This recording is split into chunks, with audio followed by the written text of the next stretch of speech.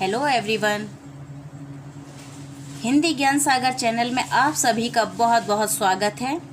आज की वीडियो में मैं जिस टॉपिक को लेकर आई हूँ वो है क्लास 9th की कृतिका। कृतिका का मैं आपको पहले सिलेबस बता दूँ। इसमें 5 चैप्टर हैं, लेकिन आपके सिलेबस में इस समय 1st and 5th वाला चैप्टर नहीं है, तो मैं आपके लिए इन 3 चैप्टर का अध्ययन कराऊंगी, इनका एक्सप्लेन करूंगी। मेरे संग की औरतें, रीढ़ की हड्डी और माटी वाली। तो आइए चलते हैं ये 1st चैप्टर की ओर, मेरे संग की औरतें। आइए शुरू करते हैं क्लास 9th कृतिका का 1st चैप्टर, मेरे संग की औरतें। ये फर्स्ट इसलिए है क्योंकि फर्स्ट वाला माटी वाला है नहीं आपके सिलेबस में। मेरे संग की औरतें आपके सिलेबस में है, जो कि 2nd चैप्टर है, तो इसलिए मैंने इसको फर्स्ट भी बोला है। लेखिका हैं इसकी मृदुला गर्ग। पाठ की शुरुआत करने से पहले मैं थोड़ा सा मृदुला गर्ग के जीवन परिचय को आपको बताऊंगी, उनके जीवन के बारे में। मृदुला गर्ग का जन्म 25 अक्टूबर 1938 में कोलकाता में हुआ था। उन्होंने दिल्ली विश्वविद्यालय से एमए किया और ये भारत के विभिन्न शहरों में रहीं। उसके बाद ये 1974 से दिल्ली में रहकर स्वतंत्र लेखन करने लगी। इनके कई उपन्यास हैं जो कि बहुत ही प्रसिद्ध हैं, जैसे उसके हिस्से की धूप, वंशज, चितकोबरा, मैं और मैं, कठगुलाब इनका बहुत ही प्रसिद्ध उपन्यास है। कहानी संग्रह है कितनी कैदें, टुकड़ा टुकड़ा आदमी, डैफोडिल इत्यादि। और इनकी यात्रा वृतांत हैं कुछ अटके कुछ भटके, नाटक भी है, एक और अजनबी, जादू का कालीन आदि। मेरे संग की औरतें, जैसा कि आप नाम से आपको लग रहा होगा कि इसमें लेखिका ने क्या बताया, अपने संग की औरतों के बारे में बताया है। पहले आइए इसके पाठ के परिचय जान लेते हैं। प्रस्तुत पाठ एक संस्मरण है जिसमें लेखिका मृदुला गर्ग ने अपने परिवार से संबंधित औरतों, अपनी नानी, अपनी माँ तथा अपनी 4 बहनों के बारे में लिखा है। इस संस्मरण के माध्यम से उन्होंने तत्कालीन घरेलू, उस समय की यानी घरेलू, आर्थिक, सामाजिक और शैक्षिक स्थितियों से परिचित कराया है। लेखिका ने अपनी नानी को नहीं देखा था क्योंकि लेखिका की माँ की शादी होने से पहले ही उनकी मृत्यु हो चुकी थी। इस तरीके से उन्होंने कई जो उनके आसपास की जो महिलाएं थीं उनके बारे में उन्होंने बताया है, अपनी नानी, माँ, अपनी बहनों के बारे में, कि उन्होंने किस प्रकार से उन पर प्रभाव डाला। इस पाठ को लिखने का उनका यही उद्देश्य है। आइए पाठ की शुरुआत करते हैं। मेरी एक नानी थी, जाहिर है, पर मैंने उन्हें कभी देखा नहीं। मेरी माँ की शादी होने से पहले ही उनकी मृत्यु हो गई थी। शायद नानी से कहानी न सुन पाने के कारण हम तीनों बहनों को खुद कहानियाँ कहनी पड़ी। नानी से कहानी भले न सुनी हो, नानी की कहानी जरूर सुनी और बहुत बाद में जाकर उसका असली मर्म समझ में आया। पहले इतना ही जाना कि मेरी नानी पारंपरिक, अनपढ़, पर्दानशी औरत थी, जिनके पति शादी के तुरंत बाद उन्हें छोड़कर बैरिस्ट्री पढ़ने विलायत चले गए। पर्दानशी कहते हैं पर्दा करने वाली स्त्री के लिए। कैम्ब्रिज विश्वविद्यालय से डिग्री लेकर जब वे लौटे और विलायती रीति रिवाज के संग जिंदगी बसर करने लगे, तो नानी के अपने रहन सहन पर उसका कोई असर नहीं पड़ा। ना ही उन्होंने अपनी किसी इच्छा, आकांक्षा या पसंद नापसंद का इजहार पति पर कभी किया। अब वो यानी उनके जो पति थे वो भले ही बैरिस्ट्री करके आए और विलायती जीवन जी रहे थे, लेकिन उनकी जो नानी थी वो बिल्कुल भी दिखावे वाली महिला नहीं थी। उन्होंने ये नहीं है कि उनके पति इस तरीके से हैं, विलायत में रहकर आए हैं तो वो अपनी भी लाइफ स्टाइल बदल लें, तो ऐसा नहीं था। उन्होंने कोई अपना लाइफ स्टाइल नहीं बदला था और बिना किसी शिकवा शिकायत के उन्होंने अपना जीवन बिल्कुल सादगी के अनुसार उन्होंने व्यतीत किया।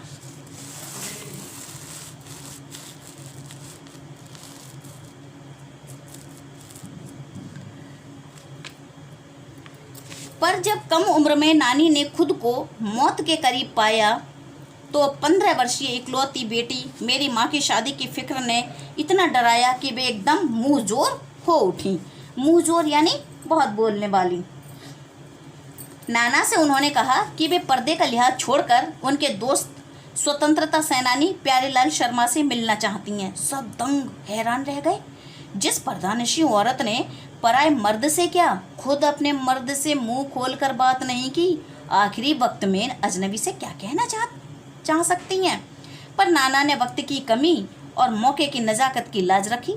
सवाल जवाब में वक्त बर्बाद करने के बजाय फौरन उनके दोस्त को लिवा लाए और बीवी के हुजूर में पेश कर दिया। जो लेखिका की नानी हैं, कभी तेज़ आवाज़ में बात नहीं की, कभी तेज़ नहीं बोली। उनकी बेटी है 15 साल की और जब लेखिका की नानी बिल्कुल मृत्यु के नज़दीक पहुंच गई हैं तो एकदम से वो मुखर हो उठी हैं।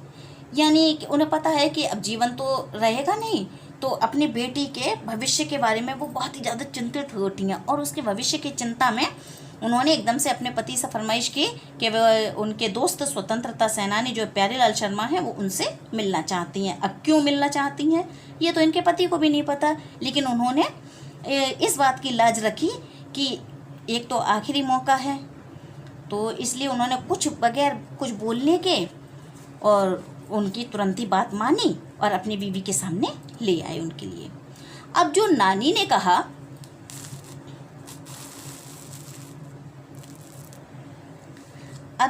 ने कहा वह और भी हैरत अंगेज था, यानी बहुत ही आश्चर्यजनक। उन्होंने कहा, वचन दीजिए कि मेरी लड़की के लिए वर आप तय करेंगे। यानी जो लेखिका की नानी है वो अपने पति से न कहकर उनके दोस्त जो देशभक्त हैं, जो स्वतंत्रता सेनानी हैं, उनसे कह रही हैं कि मेरी लड़की के लिए वर आप तय करेंगे।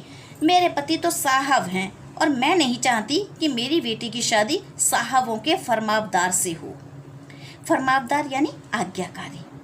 आप अपनी तरह आज़ादी का सिपाही ढूंढकर उनकी शादी करवा दीजिएगा। कौन कह सकता था कि अपनी आज़ादी से पूरी तरह बेखबर उस औरत के मन में देश की आज़ादी के लिए ऐसा जुनून होगा। बाद में मेरी समझ में आया कि दरअसल वे निजी जीवन में भी काफ़ी आज़ाद ख्याल रही होंगी। ठीक है, उन्होंने नाना की ज़िंदगी में कोई दखल नहीं दिया, न उसमें साझेदारी की, पर अपनी ज़िंदगी को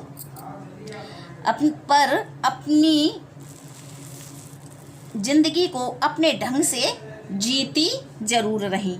पारंपरिक घरेलू उबाऊ और खामोश जिंदगी जीने में आज के हिसाब से क्रांतिकारी चाहे कुछ न रहा हो, दूसरों की तरह जीने के लिए मजबूर न होने में असली आज़ादी कुछ ज़्यादा ही है।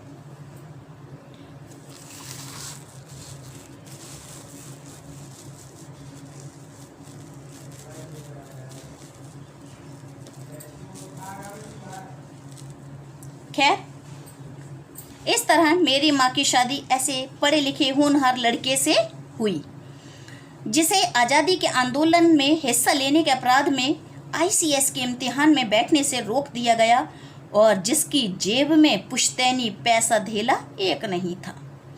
माँ बेचारी अपनी माँ और गांधी जी के सिद्धांतों के चक्कर में सादा जीवन जीने और ऊंचे ख्याल रखने पर मजबूर हुई। हाल उनका ये था कि खादी की साड़ी उन्हें इतनी भारी लगती कि कमर चनका खा जाती। रात रात भर जाग कर वे उसे पहनने का अभ्यास करती जिससे दिन में शर्मिंदगी न उठानी पड़े। वे कुछ ऐसी नाजुक थीं कि उन्हें देखकर उनकी सास यानी मेरी दादी ने कहा था, हमारी बहू तो ऐसी है कि धोई पहुंची और छींके पर टांग दी। गनीमत ये थी कि किसी ने उन्हें छींके पर से उतारने की कोशिश नहीं की।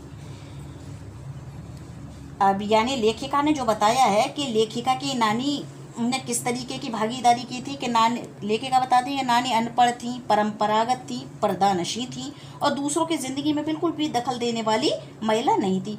लेकिन कम उम्र में ही अपनी मृत्यु नज़दीक देखकर अपने 15 वर्षीय बेटी के लिए चिंतित हो उठी हैं और उन्होंने अपने पति से कहा कि पर्दे का लिहाज छोड़कर उनके पति से, प्यारीलाल शर्मा से मिलना चाहती हैं। वे उनसे मिली और ये भी कहा कि बेटी का रिश्ता भी स्वयं करें। अब उनकी बेटी का रिश्ता उनके साथ ही हुए भी आज़ादी का सिपाही हो। इस प्रकार से एक तरह से देखा जाए तो जो लेखिका की नानी थी उनका स्वतंत्रता आंदोलन में परोक्ष रूप से भागीदारी रही थी। अब लेखिका की माँ क्या कर रही है बेचारी, कि लेखिका की माँ गांधीवादी विचारधारा का पालन कर रही हैं, हमेशा खादी पहन रही हैं और सुंदर भी थी। लेखिका की माँ खूबसूरत महिला थी, उनमें नज़ाकत, ईमानदारी और निष्पक्षता थी। नज़ाकत इसलिए थी क्योंकि एक अधिकारी की, एक बैरिस्टर की बेटी थी, तो बड़े लाड़ प्यार से पली थी। हाँ, उन्हें छीके पर से उतारने की पेशकश नहीं की। क्यों नहीं की? उसकी दो वजह थी। पहली यही कि हिंदुस्तान के तमाम बाशिंदों की तरह उनके ससुराल वाले भी साहबों से खासे अभिभूत थे। यानी जो पहले साहब वगैरह जो हुआ करते थे, जो सरकारी नौकरी में हुआ करते थे, तो उनसे बड़ा ही, बहुत ही उनसे एक तरीके से आदमी दवा सा रहता था और उनकी स्थिति को देखकर बड़े ही प्रसन्न और खुश हुआ करते थे पहले के लोग कि भाई ये तो साहब हैं। और मेरे नाना पक्के साहब माने जाते थे। बस जात से भी हिंदुस्तानी थे, बाकी चेहरे मोहरे, रंग ढंग, पढ़ाई लिखाई सब में अंग्रेज थे। मजे की बात ये थी कि हमारे देश में आज़ादी की जंग लड़ने वाले ही अंग्रेजों के सबसे बड़े प्रशंसक थे। गांधी, नेहरू हों या मेरे पिताजी के घर वाले, भले लड़का आज़ादी की लड़ाई लड़ते जेब खाली और शोहरत सिर करता रहे, दबदबा उसके साहबी ससुर का ही था। और बेचारे देशभक्तों की, जो क्रांतिकारी, जो स्वतंत्रता सेनानी थे, उन बेचारों के पास क्या होता, वो तो देश की आज़ादी के लिए ही लड़े भिड़े जाते थे। उनके पास, बेचारों के पास धन बल कहाँ से आया। और जो हमारे यहाँ के जो भारतीय लोग थे, जो अंग्रेज़ों के एक तरीके से गुलाम कहने चाहिए, वो कोई बैरिस्टर है और खुद वो पुलिस में भी रहकर ये समझ लीजिए अपने ही भारतीयों पर अत्याचार करते थे और फिर भी भारतीय उन्हीं के प्रशंसक हुआ करते थे। ये भी बड़ी एक हास्यास्पद बात है।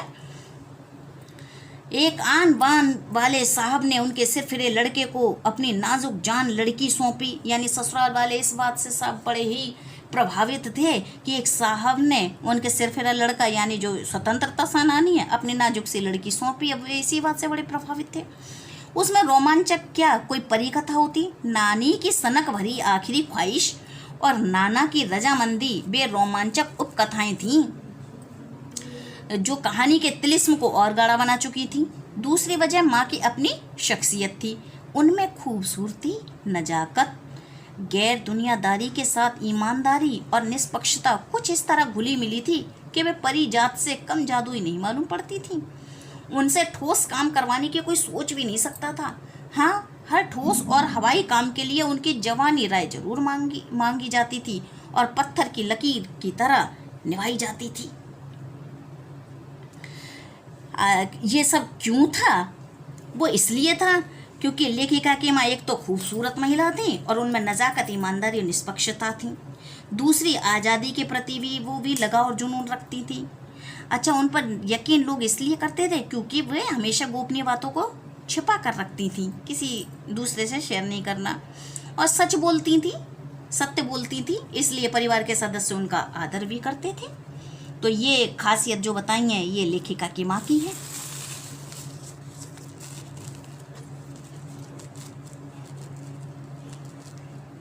मैंने अपनी दादी को कई बार ये कहते सुना था, हम हाथी पे हल न जुतवाया करते, हम पे बैल हैं।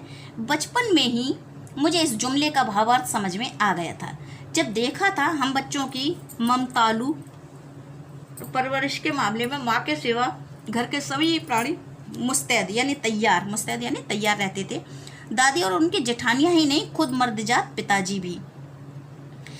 यानी हम लोगों की जो बच्चों की जो बचपन की परवरिश होती है, तो वो बता रही है कि उसमें उनकी माँ के अलावा माँ इतना इंटरेस्ट नहीं रखती थी, लेकिन घर के सभी प्राणी मुस्तैद रहते थे, चाहे दादी हो, चाहे उनकी ताई हो, लेखिका की, और यानी उनके खुद पिताजी भी।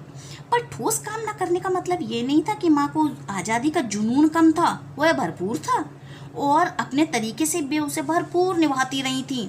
जाहिर है कि जब जुनून आज़ादी का हो तो उसे निभाना भी आज़ादी से चाहिए, जिस तिस से पूछकर, उसके तरीके से नहीं, खुद अपने तरीके से। हमने अपनी माँ को कभी भारतीय माँ जैसा नहीं पाया।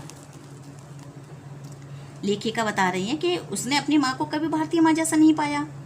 न उन्होंने हमें कभी लाड़ किया, न हमारे लिए खाना पकाया और न अच्छी बहू होने की सीख दी। कुछ अपनी बीमारी के चलते भी वे घर बार नहीं संभाल पाती थी और उसमें ज़्यादा हाथ उनकी अरुचि का था। उनका ज़्यादा वक्त किताबें पढ़ने में बीतता था, क्योंकि एक तो अच्छे अमीर ख़ानदान से आई थी, वहाँ पर उन्होंने काम वाम भी नहीं किया होगा, नाजुकता से रही थी, नाजुकता से पली बड़ी थी, तो उन्हें इतना काम करने का अभ्यास भी नहीं होगा, तो यही कारण रहा होगा। बाकी वक्त साहित्य चर्चा या संगीत सुनने में और वे ये बिस्तर पर लेटे लेटे किया करती थी। फिर भी जैसा मैंने पहले कहा था, हमारे परंपरागत दादा दादी या उनके ससुराल के अन्य सदस्यों ने काम न करने देते थे, ना उनमें आम औरत की तरह होने की अपेक्षा रखते थे। उनमें सबकी इतनी श्रद्धा क्यों थी, जबकि वह पत्नी, माँ और बहू के किसी प्रचारित कर्तव्य का पालन नहीं करती थी। साहबी खानदान के रौब के अलावा मेरी समझ में दो कारण आए। अब लेखिका ये समझ ही नहीं पा रही है कि उनकी माँ का इतना रौब दाव क्यों है। ना तो वो एक माँ की तरह, ये माँ का ही फर्ज बहुत अच्छे से निभा रही हैं, और ना ही पत्नी का फर्ज निभा रही हैं, और ना ही एक बहू का फर्ज पूरी तरह से निभा रही हैं। फिर क्या कारण है कि ससुराल के सभी लोग उन पर इतनी श्रद्धा रखते हैं? तो लेखिका बता रही हैं कि मेरी समझ में दो कारण आए। पहला, वे कभी झूठ नहीं बोलती थी और वे एक की गोपनीय बात को दूसरे पर जाहिर नहीं करती थी, और यही कारण रहा होगा कि सब लोग उन पर इतनी श्रद्धा रखते थे, क्योंकि वे सदा सत्य बोलती थी। इसलिए सच्चाई भी एक ऐसा गुण है जिसकी सब लोग बहुत ही ज़्यादा इज्जत करते हैं, और इसीलिए परिवार के सब सदस्य उनका आदर करते रहे होंगे। पहले के कारण उन्हें घर वालों का आदर मिला। पहले का कारण यानी झूठ ना बोलने का है, कि कभी झूठ नहीं बोलती थी। तो बता रही है कि पहले कारण के अलावा उन्हें घर वालों का आदर मिला हुआ था। दूसरे के कारण बाहर वालों की दोस्त वे हमारी भी थी। माँ की भूमिका हमारे पिता खूब बखूबी निभा दिया करते थे। मुझे याद है बचपन में भी हमारे घर में किसी की चिट्ठी आने पर कोई उससे ये नहीं पूछता था कि उसमें क्या लिखा है, भले वह एक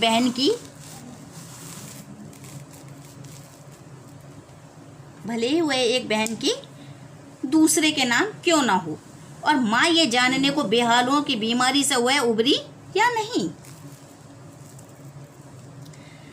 छोटे से घर में 6 बच्चों के साथ सास ससुर आदि के रहते हुए भी हर व्यक्ति को अपना निजत्व बनाए रखने की छूट थी।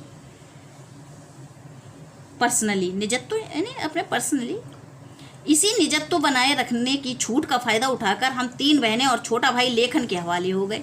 लेखिका बता रही हैं कि सबको अपने अपने काम करने की स्वतंत्रता अच्छी तरह से प्राप्त थी, और बता रही हैं इसी स्वतंत्रता की छूट का फायदा उठाकर हम 3 बहनें और छोटा भाई 4 भाई बहन हैं। लेखिका तो बता रही हैं कि हम किसके हवाले हो गए, लेखन के, यानी हम लिखने लगे।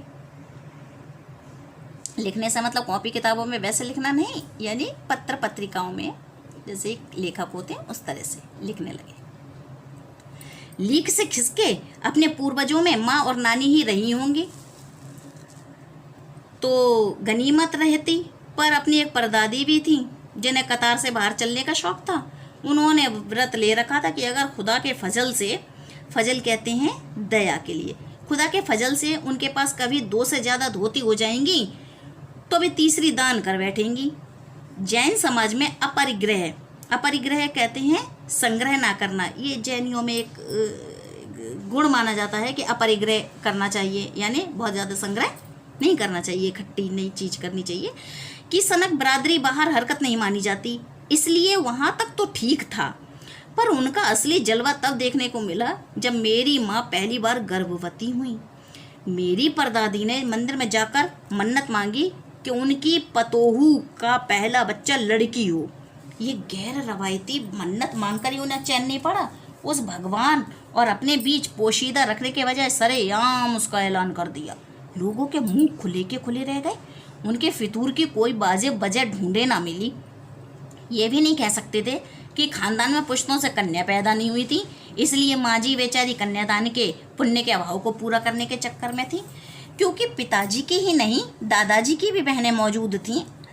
हाँ, पहला बच्चा हर बहू का बेटा होता रहा था। खैर, माँ जी ने अपनी तरफ से कोई सफाई नहीं दी, बल्कि बदस्तूर यानी नियम से मंदिर जाकर मन्नत दोहराती रहीं। पूरा नकुड़ गांव जानता था कि माँ जी का भगवान से सीधा सीधा तार जुड़ा हुआ है, बेतार का तार। इधर वह तार खींचती, उधर टन से तथास्तु बजता।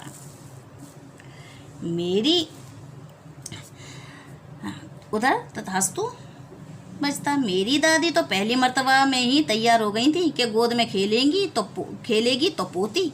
पर माँ जी की आरज़ू किस कदर रंग लाएगी उसका उन्हें गुमान भी ना रहा होगा। यानी लेखिका की दादी का जो लेखिका बता रही हैं, उनका ये कहना है कि उनकी जो घर का माहौल था अन्य घरों से अलग था।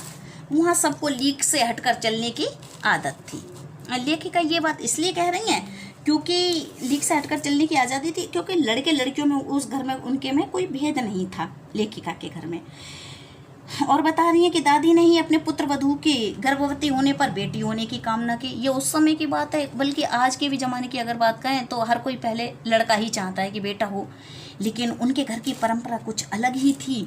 और उस ज़माने में भी बताइए, दादी ने गर्भवती होने पर कि बेटी होने की कामना की थी कि घर में स्त्रियों का सम्मान, क्योंकि उस घर में स्त्रियों का सम्मान होता था। लेखिका की माँ को परिवार के लोग बहुत मानते थे और उनके घर का वातावरण भी बड़ा धार्मिक था। दादी लेखिका की हमेशा मंदिर जाती थीं, परिवार में साहित्यिक माहौल भी था और लेखिका की माँ किताबें पढ़ने, चर्चा करने, संगीत सुनने में ज़्यादा समय बिताया करती थीं। तो ये सब बातें आगे पढ़ते हैं। लड़की की गैर वाजिब जुस्तजू सुन भगवान कुछ ऐसी अफरा तफरी में आ गए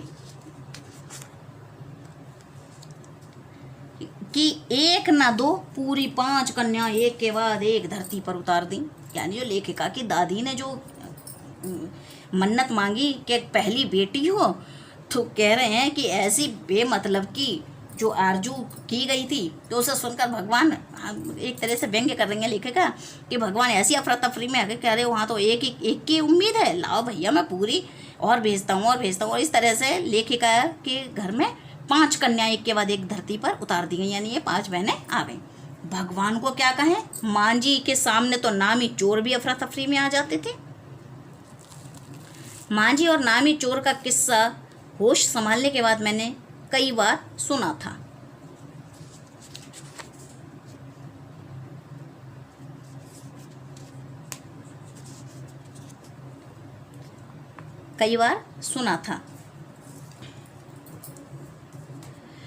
चोर के दीदार की खुशनसीबी भी साथ हाथ आई थी। हुआ यूं कि किसी शादी के सिलसिले में नकुड़ की हवेली के तमाम मर्द बारात में दूसरे गांव गए हुए थे। औरतें सज धज कर रत जगह मना रही थीं। नाच गाने और ढोलक की थाप के शोर में नामी चोर कब सेंध लगाकर हवेली में घुसा, किसी को खबर ना हुई। पर चोर था बदकिस्मत, जिस कमरे में घुसा उसमें माँ जी सोई हुई थी। औरतों के शोर से बचने को भी अपना कमरा छोड़कर दूसरे कमरे में जा सोई थी। चोर बेचारा तमाम जोग्राफिया दिमाग में बिठला कर उतरा था। उसे क्या पता था कि इतनी बड़ी बूढ़ी पुरखिन जगह बदल देंगी। खैर, बुढ़ापे की नींद ठहरी, चोर के दबे पाँव की आहट से ही खुल गई। कौन? माँ जी ने इत्मीनान से पूछा। जी मैं, चोर ने युगों से चला आ रहा पारंपरिक असंगत उत्तर जवाब दिया। पानी पिला? माँ जी ने कहा। जी मैं? चोर झिझक कर रह गया। तब तक माँ जी बिस्तर के बराबर टटोल कर देख चुकी थी, लोटा खाली था। ऐसा कर, उन्होंने कहा, ये लोटा ले और कुएं से पानी भर ला, पर देख कपड़ा कसकर बांध रखियो और तरीके से छानियो। चोर घबरा गया। अंधेरे में इन्होंने कैसे जाना कि उसके मुंह पर कपड़ा बंधा है और कमर में भांग। भगवान से उनका तार जोड़े होने की खबर उसे थी, पर बुढ़िया भांग भी छानती होगी, एकदम यकीन ना हुआ। इसी से कुछ हैरान परेशान हो उठा। जल्दी कर भाई, तभी माँ जी ने कहा, बड़ी प्यास लगी है। पर मैं तो चोर हूँ, हमारी घबराहट और धर्म संकट के चोर सब सच कह गया।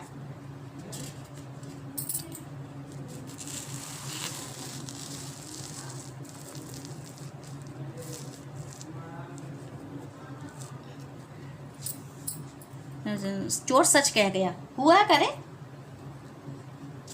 करे।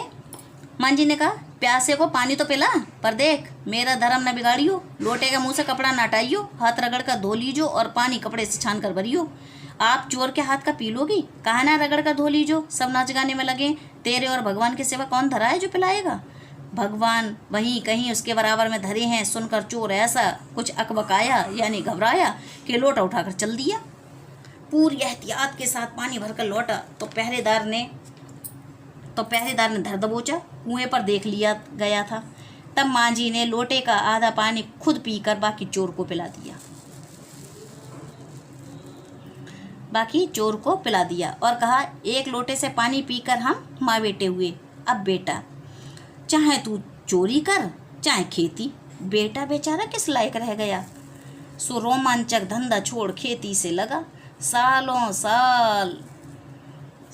साल लगा रहा। जब मैंने उसे देखा तो बड़ा भला मानुस बूढ़ा लगा। मुझे डरा हैरान सा। अब खानदानी विरासत कहिए या जीवाणुओं का प्रकोप, उन दो सन की बुढ़ियों के बीच में मैं अच्छी फंसी। एक तरफ माँ जी के चलते अपने लड़की होने पर कोई हीन भावना मन में नहीं उपजी, दूसरी तरफ नानी के चलते देश की आज़ादी को लेकर नाहक रोमानी ही रही। ये लेखिका बता रही हैं अपने बारे में।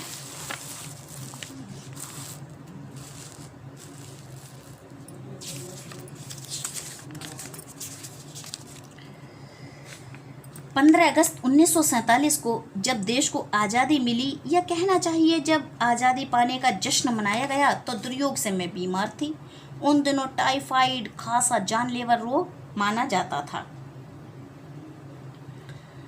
इसलिए मेरे तमाम रोने धोने के बावजूद डॉक्टर ने मुझे इंडिया गेट जाकर जश्न में शिरकत करने की इजाज़त नहीं दी। चूँकि डॉक्टर अपने नाना के परम मित्र, उनसे ज़्यादा नाना थे, इसलिए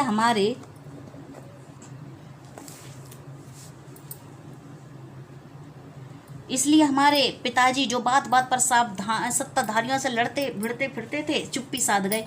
मैं बदस्तूर रोती कलपती रही। क्या कोई बच्चा इकलौती गुड़िया के टूट जाने पर रोया होगा। मेरी उम्र तब 9 वर्ष की थी। इतनी छोटी नहीं थी कि गुड़िया से बहलती और इतनी बड़ी नहीं थी कि डॉक्टरी तर्क समझती। तंग आकर पिताजी ने मुझे ब्रदर्स कारामजोब उपन्यास पकड़ा गए। किताबें पढ़ने का मुझे मिराक था, मिराक यानी मानसिक रोग। सो जब कुछ देर बाद मैंने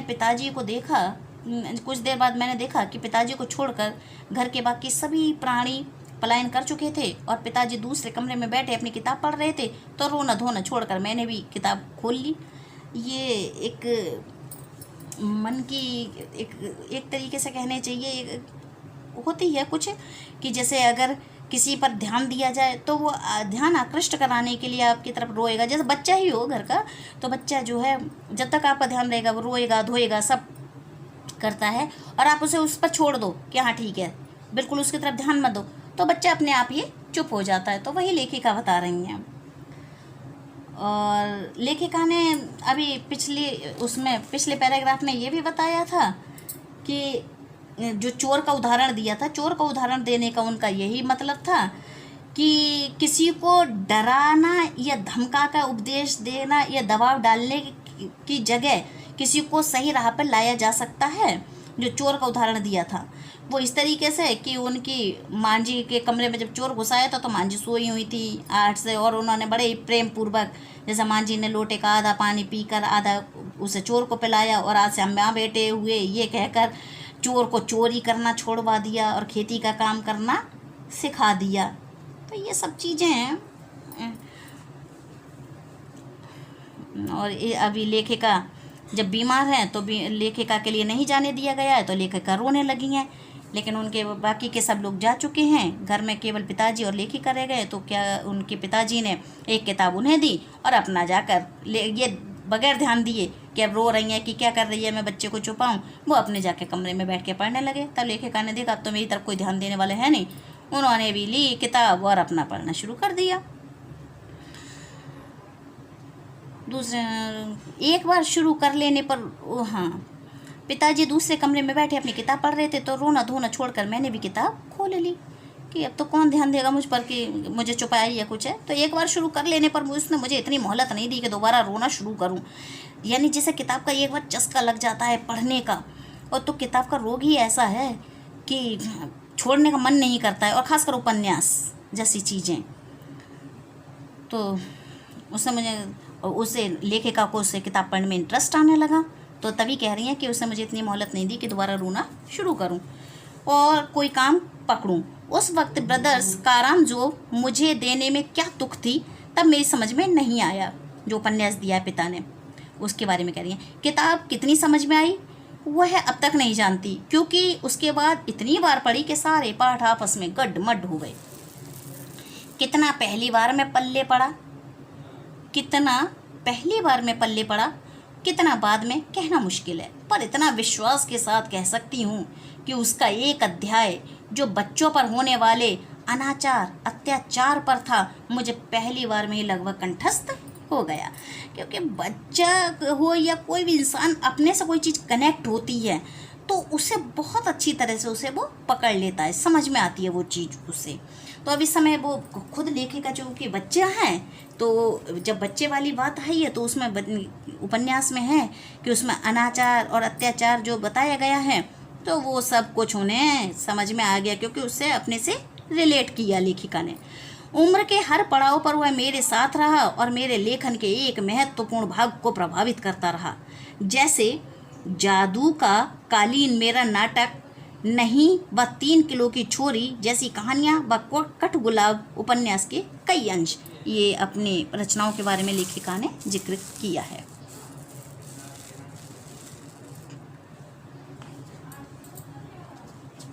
मांझी की मन्नत का असर रहा होगा कि मैं ही नहीं, मेरी चारों बहनें भी लड़की होने के नाते किसी हीन भावना का शिकार नहीं हुई, क्योंकि लेखिका के घर का माहौल अच्छा था। उनके घर में कोई लड़के लड़कियों के उसमें भेदभाव ही नहीं था, जो कि हीन भावना होती। ये तो हीन भावना है तो लड़कियों में उन घरों में आती है जहाँ उनके साथ में पक्षपात होता है कि लड़कियों की परवरिश अच्छे से हो और लड़कों की अच्छी परवरिश हो, और लड़कियों के लिए जो है उन्हें ताने मारे जाएं या कुछ है। लेकिन लेखिका के घर में ऐसा था ही नहीं। तो इसीलिए कह रही हैं कि हमारी चारों बहनें लड़की होने के नाते किसी हीन भावना का शिकार नहीं हुई। नानी, माँ और परदादी की परंपरा बरकरार रखते हुए लीक पर चलने से भी इनकार किए रहीं। पहली लड़की जिसके लिए मन्नत मांगी गई थी वह मैं नहीं, मेरी बड़ी बहन मंजुल भगत थी। मंजुल भगत भी एक लेखिका हैं। घर का नाम रानी, बाहर का मंजुल, लेखिका अवतार हुआ, यानी वो भी लेखिका बन गई मंजुल भगत, क्योंकि लिखना शादी के बाद शुरू किया। और अपना नाम बदलकर पति का ग्रहण करने में कोई हीन भावना आड़े नहीं आई, इसलिए पैदाइशी जैन नाम छोड़ भगत बनी। दूसरे नंबर पर मैं थी। घर का नाम उमा, बाहर का मृदुला। मैंने भी शादी के बाद लिखना शुरू किया, सो बतौर लेखिका नाम चला मृदुला गर्ग। मुझे याद है जब हमने लिखना शुरू किया उससे कुछ पहले नारीवाद का चलन हुआ था। शादी के बाद नाम न बदलने का रिवाज उसी ने चलाया था। मन्नू भंडारी का हवाला देकर हमसे ये भी पूछा जाता था कि आप लोग इतनी पोंगापंथी घर गुस्सू क्यों हो, नाम क्यों बदला। हमारे पास कोई ढंग का जवाब नहीं होता था, अब भी नहीं है, पर नाम बदलने से अपने व्यक्तित्व का कोई नुकसान होते मैंने नहीं देखा। भारत में परंपरा है कि जो पिता का नाम जो मिला हुआ होता है, शादी के बाद फिर पति का नाम सरनेम लगाया जाता है। तो वही लेखिका उसके बारे में भी जिक्र कर रही हैं। नुकसान होते मैंने नहीं देखा। पूछने को तो पिताजी से लोग ये भी पूछते कि 5 बेटियों से आपका मन नहीं भरा।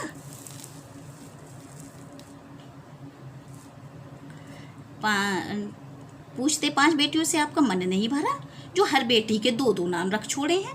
अच्छा, ये पहले का कुछ रिवाज भी था कि पहले 2 नाम हुआ करते थे, एक घर का और एक स्कूल वगैरह में अलग नाम रखा जाता था। तो वही चीज उसका भी जिक्र कर रही है लेखिका।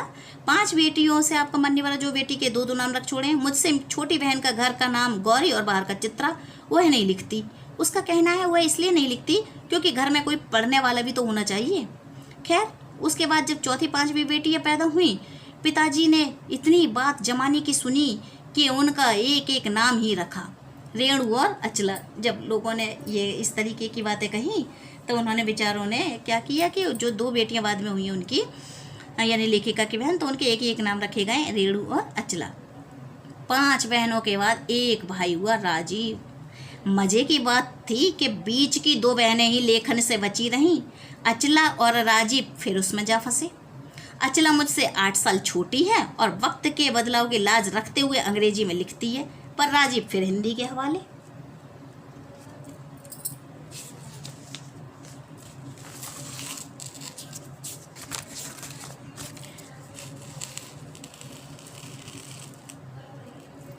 हम 4 लिखते हैं और तमाम खानदान हमें पढ़ता है। मेरे ससुराल में मुझे कोई नहीं पढ़ता।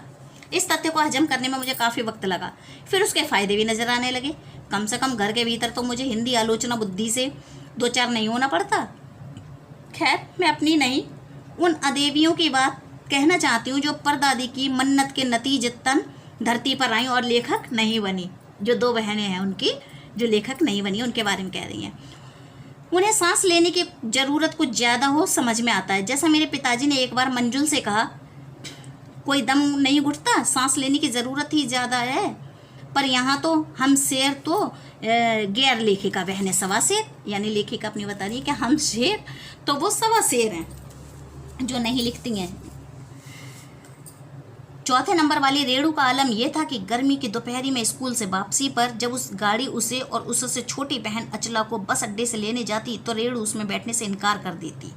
उसका कहना था कि यूं थोड़ा सा रास्ता गाड़ी में बैठकर तय करना सामंतशाही का प्रतीक था, जो शायद था, पर साथ ही पिता के अतिरिक्त लाड़ का भी और रसोइये को खाना खिलाकर जल्दी फारिग करने की लाचारी का भी।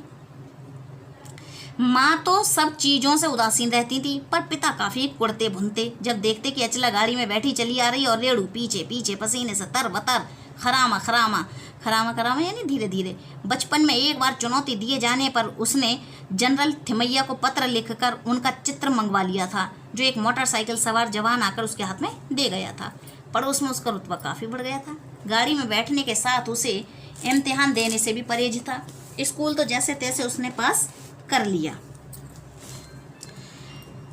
पर जब बीए का इम्तिहान देने की बारी आई तो वो अड़ गई। पहले मुझे समझाओ कि बीए करना क्यों ज़रूरी है। ये लेखिका की एक बहन है जो लिखती नहीं है, लेकिन अकड़ उसकी अकड़ के बारे में, उसके एटीट्यूड के बारे में, उसका जो नज़रिया है उसके बारे में वो बता रही हैं कि लेखिका पर कैसे कैसे किन किन महिलाओं का असर हुआ है। तो सब बहनों का जिक्र, नानी का, दादी का, परदादी का, माँ का, सबका जिक्र कर रही हैं। तो उसमें एक ये भी बहन है। पहले मुझे समझाओ कि बीए करना क्यों ज़रूरी है, तब मैं इम्तिहान दूंगी। आखिर मुझे यकीन आ गया कि हाँ, कोई फ़ायदा नहीं है, वरना नहीं। हमने तरह तरह के तर्क दिए। माँ ने कहा पिताजी से पूछो।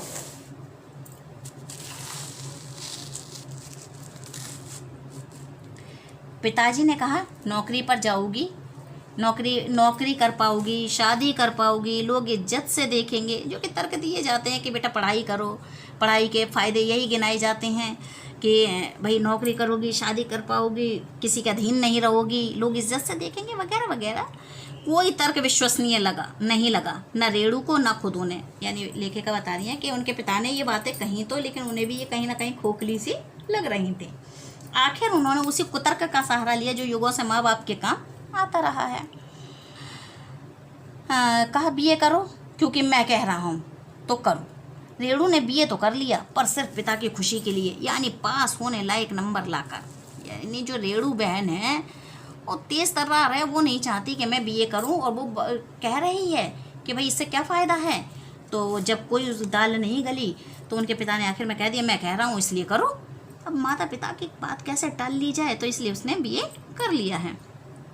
सच बोलने में वो माँ से भी 2 कदम आगे है। गनीमत ये है कि आधा समय उसके सच सुनकर लोग सोचते हैं मजाक कर रही होगी, इसलिए बिना मेहनत वह लोगों को हंसाए रख लेती है। आज भी उसे कोई इत्र भेंट करता है तो वह कहती है नहीं चाहिए, मैं तो नहाती हूँ। तीसरे नंबर पर चित्रा है। वह कॉलेज पढ़ने तो जाती है पर खुद पढ़ने से ज़्यादा दिलचस्पी औरों को पढ़ाने में रखती है, इसलिए इम्तिहान में उसके अंक कम और उसके शागिर्दों के ज़्यादा आते हैं। अब ये एक और बहन है जो कि ये दोनों, एक रेणु और एक ये जो चित्रा है, ये दोनों बहनें लेखिका नहीं है, लेकिन इनका भी लेखिका पर असर हुआ है। अब इनके चरित्र के बारे में बता रही हैं जो तीसरे नंबर की चित्रा है। वह कॉलेज पढ़ने तो जाती थी यहाँ, पर खुद से ज़्यादा दूसरों को पढ़ाने में यकीन रखती थी, तो इसलिए इम्तिहान में उसके अंक खुद के कम और उसके जो शागिर्द थे, उसके जो सीखने वाले थे, उनके ज़्यादा नंबर आते थे। पर अपने यहाँ सब चलता था। उसकी शादी का वक्त आया तो उसने एक नज़र में लड़का पसंद करके ऐलान कर दिया कि शादी करेगी तो उसी से। मुश्किल ये थी कि हमारे माँ बाप ही नहीं, खुद लड़का भी उसके निर्णय से वाकिफ नहीं था। यानी जो लेखिका की बहन है चित्रा, उसने लड़का पसंद कर लिया है। तो अब मुश्किल क्या रही है इसमें कि जो निर्णय लेखिका की बहन कर चुकी है कि मैं इससे शादी करूंगी, और ये बात बेचारे लड़के को भी नहीं पता है कि कोई मुझसे शादी करने की बात तय भी कर चुका है। तो वो जिक्र कर रही हैं, पर उसका कहना था कि वह जो सोच लेती है उसे करके रहती है, तो उसकी शादी उसी लड़के से हुई। कोई मुश्किल पेश नहीं आई। आती क्यों? उसने कहा मैंने पहली मुलाकात में ही उसे बतला दिया था कि मैं जो सोच लेती हूँ होकर रहता है, तो उसने बात आगे खींची नहीं, पहली मुलाकात में ही हथियार डाल दिए। अब बेचारा वो लड़का क्या कहता जब लड़की इस तरीके की एकदम से धमका कर सामने कह दे कि जो मैं सोच लेती हूँ वो मैं करती हूँ और मुझे तुमसे शादी करनी है, तो बेचारा वो क्या कहता लड़का। ठीक है, उसने भी हथियार डाल दिया। हथियार डालने से मतलब है कि ठीक है, शादी करने के लिए तैयार हो गया। हम में सबसे छोटी बहन अचला काफ़ी दिनों तक कुछ कम खिसकी मालूम पड़ती रही। पिता का कहा मानकर पहले अर्थशास्त्र किया, फिर पत्रकारिता में दाखिला लिया, ढंग से पढ़ाई की, पास हुई, फिर पिता की पसंद से शादी भी कर ली, पर उसके आगे लीक पर नहीं चल पाई। घर बार में मन ज़्यादा नहीं रुचा और मंजुल और मेरी तरह उम्र के 30 बरस करते ही लिखने का रोग लगा लिया। अब लेखिका बता रही हैं कि ये वाली जो बहन है, जो अचला है, यानी शादी कर ली और घर में ज़्यादा मन उसका लगा नहीं, तो क्या किया है उसने कि 30 साल की होते ही उसने भी अपने लिखना शुरू कर दिया है।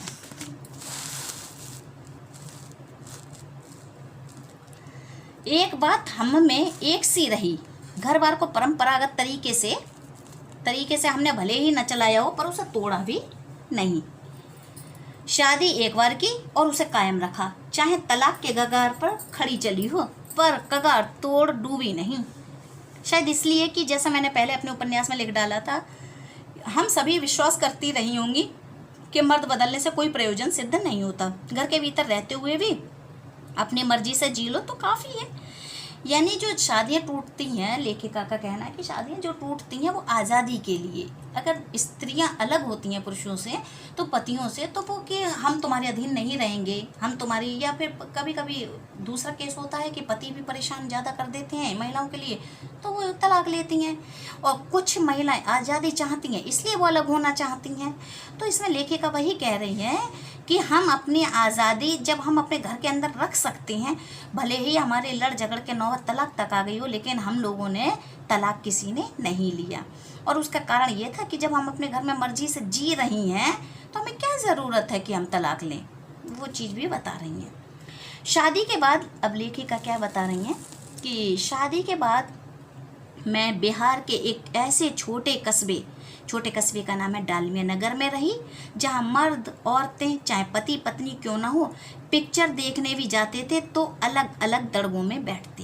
भाई ये कस्बों में, गाँव में ऐसा ही होता है। पति पत्नी अगर होती हैं तो वो भी साथ साथ नहीं चलते, बल्कि अलग अलग। समाज को दिखाने के लिए समाज में मतलब शर्म सी महसूस होती है, इसलिए तो बता रही है कि पिक्चर भी देखने जाते थे तो अलग अलग दड़बों में बैठते। मैं दिल्ली से कॉलेज की नौकरी छोड़कर वहाँ पहुँची थी। अब कहाँ दिल्ली के कॉलेज में नौकरी करने वाली, एक तो दिल्ली में रहने वाली, राजधानी में, ऊपर से कॉलेज की नौकरी करने वाली वो लड़की कितनी बिंदास होगी।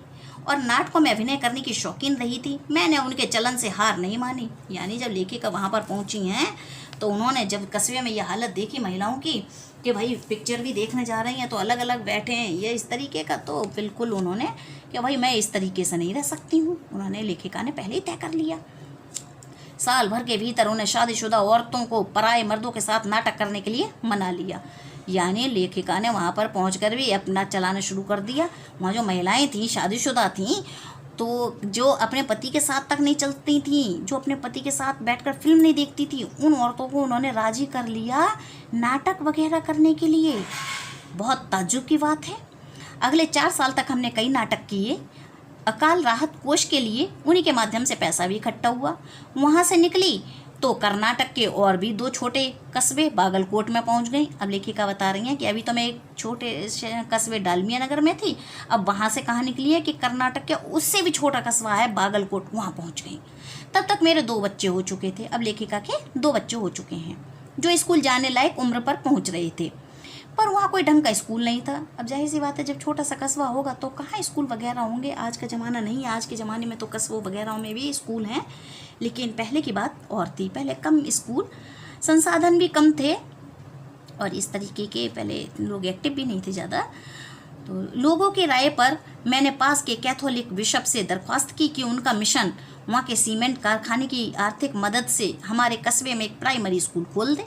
पहले उन्होंने कहा चूंकि उस प्रदेश में क्रिश्चियन जनसंख्या कम थी इसलिए वे वहाँ स्कूल खोलने में असमर्थ थे। मैंने गैर क्रिश्चियन बच्चों को भी शिक्षा पाने के लायक सिद्ध करते हुए अपना इसरार जारी रखा। तब उन्होंने कहा हम कोशिश कर सकते हैं बशर्ते आप हमें यकीन दिलाएं कि वह स्कूल अगले 100 वर्षों तक चलता रहेगा। मुझे गुस्सा आ गया। मैंने कहा स्कूल की छोड़िए, किसी के भी बारे में यकीन नहीं दिलाया जा सकता कि वो अगले 100 वर्ष तक चलेगा। वे भी गुस्सा खा गए।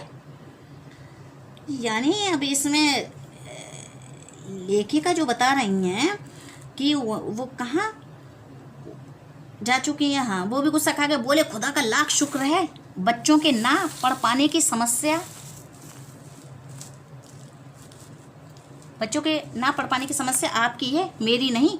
बात कड़वी थी पर 100% सच के आगे सिर झुकाने की हमारी बचपन की आदत थी। सो मैंने तय किया कि मैं खुद अंग्रेजी, हिंदी, कन्नड़ 3 भाषाएं पढ़ाने वाला प्राइमरी स्कूल वहाँ खोलूंगी और कर्नाटक सरकार से उसे मान्यता भी दिलवाऊंगी। वहाँ के अनेक मेहनती और खिस के लोगों की मदद से व्रत पूरा हुआ। मेरे बच्चे तथा अन्य अफसरों के बच्चे उसी स्कूल में पढ़े। बाद में अलग अलग शहरों के अलग अलग ख्यात स्कूलों में दाखिला भी पा गए।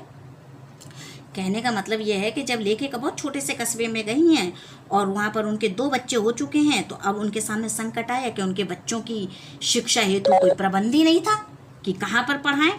तो उन्होंने वहाँ के पास के कैथोलिक बिशप से और वहाँ के सीमेंट कारखाने की आर्थिक सहायता से जब प्राइमरी स्कूल खोलने का अनुरोध किया तो उन्होंने कहा कि वही स्कूल नहीं खोला जा सकता क्योंकि वहाँ क्रिश्चियन लोग ज़्यादा नहीं है। जो क्रिश्चियन जो स्कूल होती हैं वो अपने दूसरे लोगों के, दूसरे बच्चों की भलाई के लिए नहीं बल्कि वो अपनी ही जनसंख्या के लिए वर्क करते हैं। ईसाई धर्म अपने उसका प्रचार प्रसार करने के लिए वो स्कूल खोलते हैं। स्कूल खोलने में भी उनका एक बिजनेस ही है एक तरीके से, और उनकी कहीं ना कहीं धार्मिक भावना रहती है कि भाई जब क्रिश्चियन बच्चे जब ज़्यादा होंगे तभी हम स्कूल खोलेंगे। तभी उन्होंने मना कर दिया। लेकिन लेखिका ने हार नहीं मानी और लेखिका ने क्या किया, वहाँ के लोगों की जो समृद्ध लोग थे उनकी मदद से एक प्राइमरी स्कूल खोल लिया और उसमें 3 भाषाएं पढ़ाई जाने लगी जिसमें अंग्रेजी, हिंदी और कन्नड़ थी। तो यानी लेखिका के प्रयास से इस स्कूल को सरकारी मान्यता भी मिल गई, जिससे वहाँ पर जो रह रहे थे बच्चे तो उन्हें भी मतलब पढ़ने का मौका मिला, अच्छी पढ़ाई का। कहने का अर्थ यह है कि अगर आप तन मन धन से किसी अच्छे नेक कार्य में लग जाएं तन मन धन से तो वो कार्य जरूर सफल होकर रहता है। और लेखिका में हार मानने की आदत ही नहीं थी क्योंकि एक तो अपने माता पिता के भी गुण उन्हें मिले हुए थे।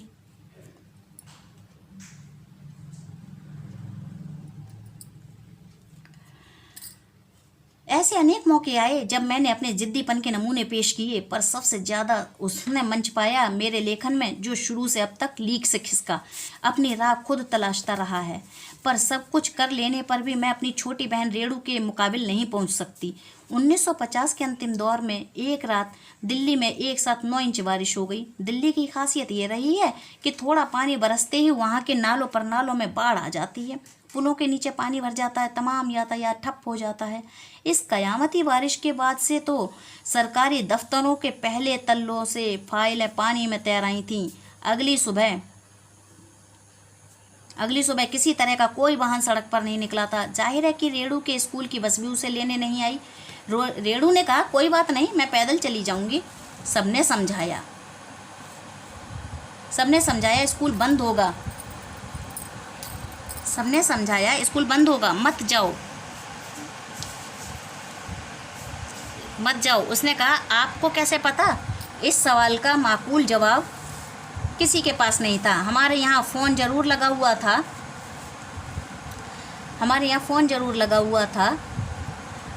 स्कूल में भी रहा होगा, पर बारिश के चलते वो ठप पड़ा हुआ था। तो रेणु अकेली पैदल स्कूल चल दी। सुनती तो वो थी ही नहीं किसी की। गनीमत ये रही कि बारिश एक मुश्त बरस लेने के बाद थम गई थी। सड़कों पर पानी था और बरस नहीं रहा था। तो रेणु 2 मील चलकर स्कूल पहुंची। जैसा हमने कहा था, वह बंद था।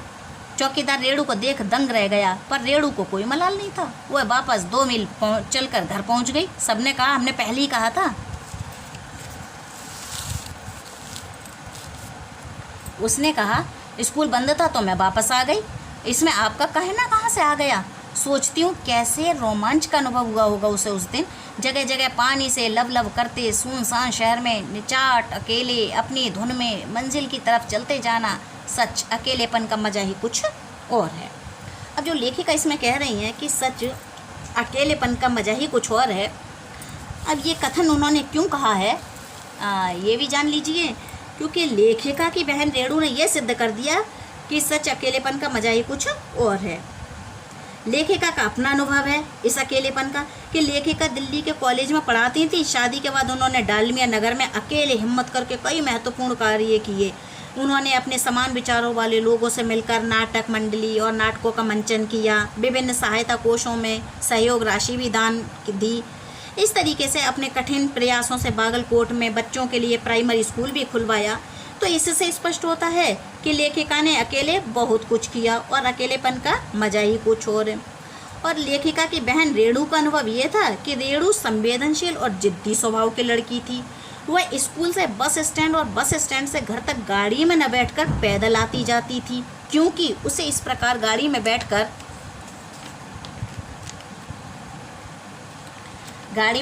चलना सामंतशाही लगता था। उसने हमेशा सभी चुनौतियों को स्वीकार किया था। बचपन में किसी की चुनौती को स्वीकार करके एक बार उसने, जैसे कि बताया ही था पाठ में, कि जनरल थिमैया को लिखकर उनका चित्र मंगवाया। उसे परीक्षा देना अच्छा नहीं लगता था, फिर भी पिता के कहने पर बीए किया और तेज़ बारिश में सबके मना करने पर भी 2 मील पैदल चलकर वह स्कूल गई और स्कूल बंद था तो चली भी आई। तो इस तरीके से लेखिका ने और इसी अकेले चली भी आई, अपनी धुन में मंजिल की तरफ चलती चली आई। तो लेखिका ने इसी अकेलेपन के मज़े, रोमांच और जुनून की बात की है। यानी स्कूल बंद देखकर जब रेणु लौटी तो लेखिका बता रही है कि इसलिए ये सिद्ध होता है कि लेखिका की बहन भी बड़ी साहसी थी और अकेलेपन के मज़े लेती थी। ये सब चीज़ें हैं। तो इन सब का प्रभाव माँ का, दादी का, परदादी का, बहनों का लेखिका पर ये सब असर हुआ था। तो ये सब बताया है मेरी संग की औरतें, यानी उनके संग की जो औरतें थी उनकी बहनें, माँ, दादी, परदादी। कहानी यहीं पर समाप्त होती है।